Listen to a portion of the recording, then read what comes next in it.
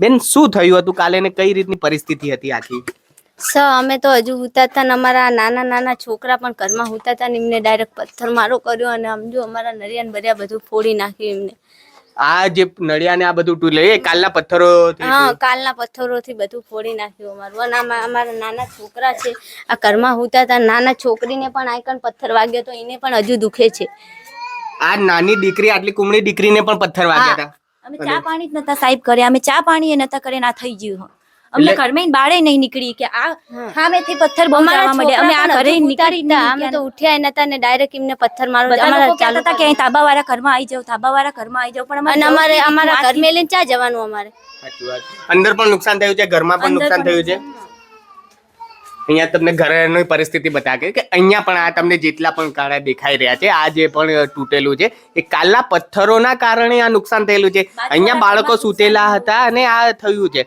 બાજુનું ઘર પણ હું તમને બતાવવાનો પ્રયત્ન કરીશ કે અહીંયા શું પરિસ્થિતિ હતી. બતાવો કાલે શું થયું હતું, મને બતાવો. આ ઘર છે, બીજું એક ઘર છે. વસ્તુ પડ્યું છે, હજુ મેં કશું કર્યું જ નથી. અહીંથી અહીંયા ત્યારે તમે કપડાં ધોઈ રહ્યા? અહીં આગળ જ કપડાં ધોતી હતી. જો અહીંથી ને હાલો અહીંથી ને ઈટની વાઈ ને અહીં આગળ પડી મારા હાથમાં.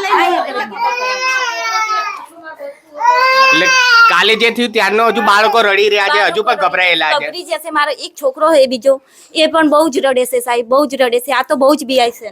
એટલે કાલે જે થયું ત્યારના કાલના તો બહુ જ બાળકો બી ગયા છે સાહેબ. આ તમે ધાબા ઉપર જોઈ શકો. ઘરમાં સુઈ રહ્યા હતા, એમના ઉપર પણ વિલાતી નળિયું આઈને ફૂટીને પડ્યું છે સાહેબ. ચાલો હું તમને ઘરમાં પણ બહુ નુકસાન થયું છે મારે.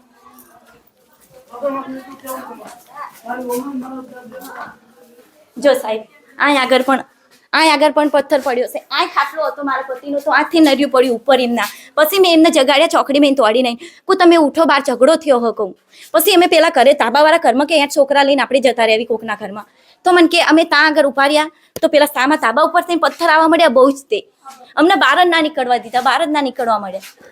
બરાબર. એટલે કાલે એવી પરિસ્થિતિ કે અહીંયા તો કોઈની કઈ તૈયાર, અહીંયા સવારની આમ નોર્મલ દિનચર્યા કરી રહ્યા હતા, દિનચર્યામાં હતા અને અચાનક પથ્થર મારો ચાલુ થઈ ગયો. અને એમની પ્લાનિંગ જ હતી, 10 દાડી પ્લાનિંગ જ કરીને. અચ્છા, એટલે પ્લાનિંગ જ હતું, આ એક દિવસમાં ના થાય, પહેલેથી પ્લાનિંગ. હા, પથ્થરે ચડાઈને જ મૂકેલા હતા. તો આજે કાલે અચ્છા, એટલે આટલા બધા પથ્થરો જે આવે અચાનક ના આવે? અચાનક તો આવે નહીં એટલા બધા પથ્થરો. એમને પ્લાનિંગ કરીને મેકેલા હતા પથ્થર સાહેબ.